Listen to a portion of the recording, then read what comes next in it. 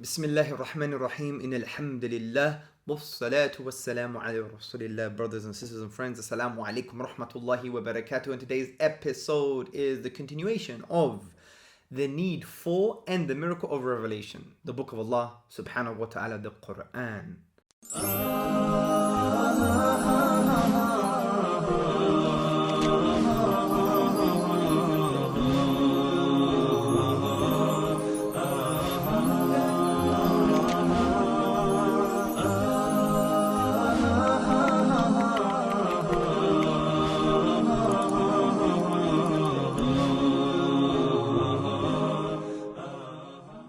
And what have we been discussing thus far? We discussed the need for revelation, and we discussed the three criteria for revelation. And one of the criterions, that's wrong grammar, doesn't matter, it's not an English lesson. The third criterion was that it must have a miracle. There must be signs in the Qur'an to indicate to the supernatural, to the uncreated creator. And by the way, we're going to be discussing what a miracle is, and my conception of a miracle, although Islamic, it's not the only conception. There are differences of opinion in our aqidah, in our creed, in our Islamic thoughts. I don't think this is the gospel truth, if you want to use such a term, concerning the concept of miracles in Islam. So, what is a miracle?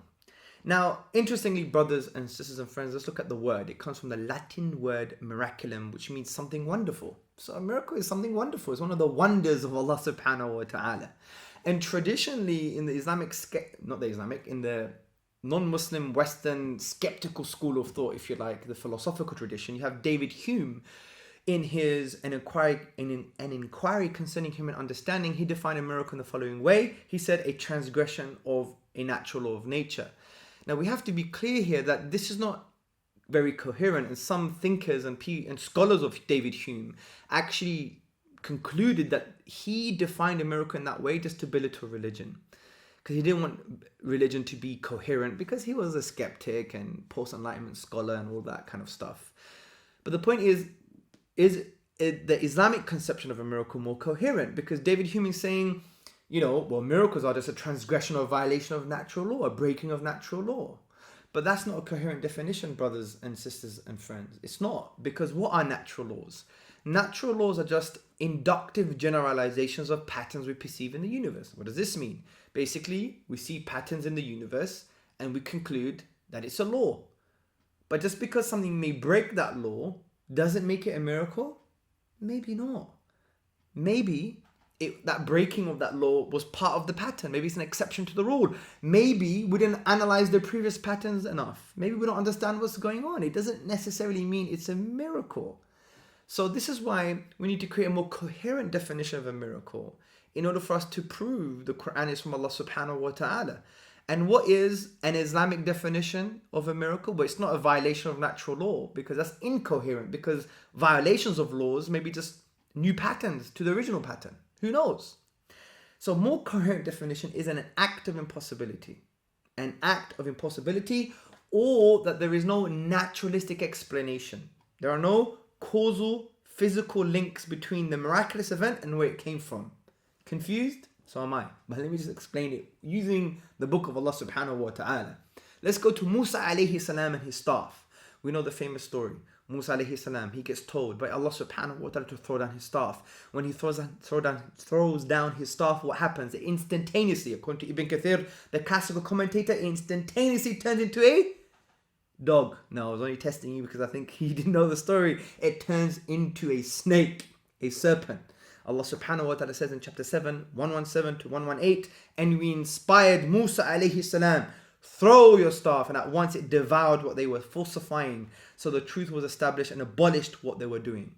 In the tafsir of Ibn Kathir says, and quotes Ibn Abbas, radiallahu an, and he says, then Musa threw down his staff, and it turned into a huge snake that opened its mouth and rushed towards Fir'aun. When Fir'aun saw the snake rushing towards him, he jumped from his throne and cried to Musa alayhi salam for help, so that Musa alayhi salam would remove the snake from his way, and he did that. Also, we know the snake ate up the illusory snakes of the magicians at the court or at the palace of Fir'aun. And we also know, according to Ibn Kathir in his classical tafsir, a classical exegesis, classical commentary of the Qur'an that this snake was instantaneously formed when the staff was thrown. So the staff was thrown and it instantaneously formed into a snake. So how does this give us the concept of miracles? Well, interestingly, brothers and sisters and friends, not only does Allah subhanahu wa ta'ala teach us about spirituality, history, tawheed, and all of these amazing teachings, but also these teachings themselves can be the basis for our thought, for our philosophy, for our worldview. And this is phenomenal. So why and how from the story of the snake being instantaneously formed from the staff, how does that teach us the philosophy of miracles? Well, Allah subhanahu wa ta'ala mentions this was a great sign, a great miracle. So the snake was formed as a result of the staff. Okay, well actually, snake, yeah? Like in Kung Fu. What? Yeah? So here's a snake, here's the staff. Staff was thrown, snake forms. Again, staff was thrown, snake forms. Yeah? It's like Kung Fu. Staff was formed, snake form. No, the other way around. Staff was thrown, snake forms. Okay? Instantaneously. But what's interesting, there is no causal physical connection between the staff and the snake. Because what's in the snake is not what's in the staff. So this has nothing to do with natural law. Because it instantaneously turned into a snake. But what's in the snake is not what's in the staff. We could have some kind of natural law description if someone added more physical stuff in there, but it instantaneously turned into a snake. So it shows there is no causal or physical or natural connection between the miraculous event, which is the snake, and the staff itself. So it's an act of impossibility. There is no physical causal connection between the miraculous event, the snake, and the staff. So do you see how amazing the Qur'an is? It gives us the basis for our philosophy of miracles. So what's a miracle according to this Quranic narrative? It is an act of impossibility. It is a miraculous event, the snake, that has no connection with where it came from or the nature of the miracle. Because it was the staff. That's the basis of the miracle. And the miracle is the snake. But there is no connection, no natural law, no naturalistic explanation, no causal physical link. Because what's in the snake is not what's in the staff. Point made? Good. It is no wonder many of our ulama, like Sheikh al-Sharawi, he says, with this heavenly support, mundane laws and natural phenomena are caused to yield in such an overwhelming way that all attempts at rational explanation are defeated, which really indicates what we're saying. There is no physical, rational link between the snake and the staff. So it means it's a miracle. Now we're in a position to talk about the Qur'an now and apply all of the three criteria for revelation to the book of Allah subhanahu wa ta'ala.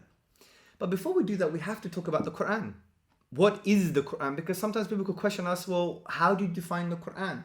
And I think a very good definition, brothers and sisters and friends, is in the words of Az-Zarqani. Okay, he's a 9th century scholar of the Qur'an, and he said the following.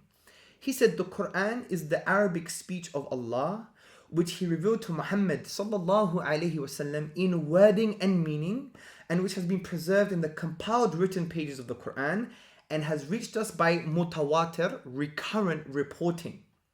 And this is very important, brothers and sisters and friends, because it gives a coherent definition of the Qur'an. So when we talk about the Qur'an, we actually know what we're talking about. And interestingly, the Qur'an, its nature is obviously there to give us guidance and to teach us about the oneness of Allah subhanahu wa ta'ala, and to worship Him, and to give us the good news of paradise, and to warn us from eternal divine alienation, which is the nar, which is the fire. But another key aspect to the nature of the Qur'an is it's a book that makes us think. Allah subhanahu wa ta'ala addresses the human being as a human being. And this is so profound. And this is why Al-Ghazali, the 11th century theologian, he says that all types of knowledge are implied in the signs and indications of the Qur'an. And this is very important because the Qur'an is the basis for all types of knowledge. It might not give us specifics about science or specifics about psychology, but it gives the fundamental basis to encourage us to develop these things. And this is quite amazing about the Quranic discourse. Not only that, brothers and sisters and friends, the Qur'an is there to encourage us to think and to ponder about ourselves and reality.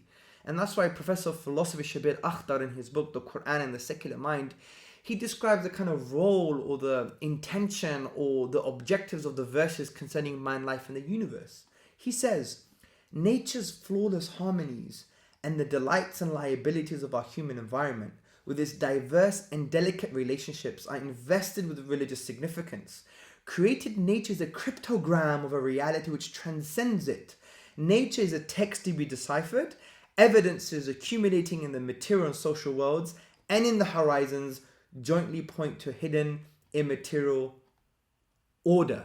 So from this perspective, Professor Shabir Akhtar is saying to us that the verses on Rububiyyah, as we discussed in previous episodes, are there to make us realize uluhiyyah, or the tawheed of al-ibadah, the oneness of Allah subhanahu wa ta'ala, the fact that He deserves to be worshipped, the fact that there is wisdom and purpose to the entire universe. So now we've understood what a miracle is, we've understood what the three criteria are to assess if a revelation is from God, we could apply them to the Qur'an itself. And we will see in following episodes that the Qur'an is a linguistic and literary miracle. We will see that the Qur'an is a historical miracle, and we'll see that the Qur'an is extremely remarkable because it mentions words with multi-leveled and multi-layered meanings that can address a 7th century man, a 15th century man, a 21st century man, and a 30th century man. And that's the unique thing about the Quran. It speaks to all people at different times and different places. And also we have to remember the impact of the Quran historically is unparalleled and unprecedented, which we're going to discuss in future episodes. But to give you a clue, there was an academic historian, Carol Hillenbrand. She essentially says that we can't have a naturalistic explanation that from just one man, one book in 23 years, you had a group of villagers, if you like, who used to eat lizards. They stood up and they took over 1/3 of the world and established peace, justice, and harmony. This, for many academics, is implausible in light of previous historical evidence and anthropology. How can anyone achieve this? And maybe this indicates the power of the Quran.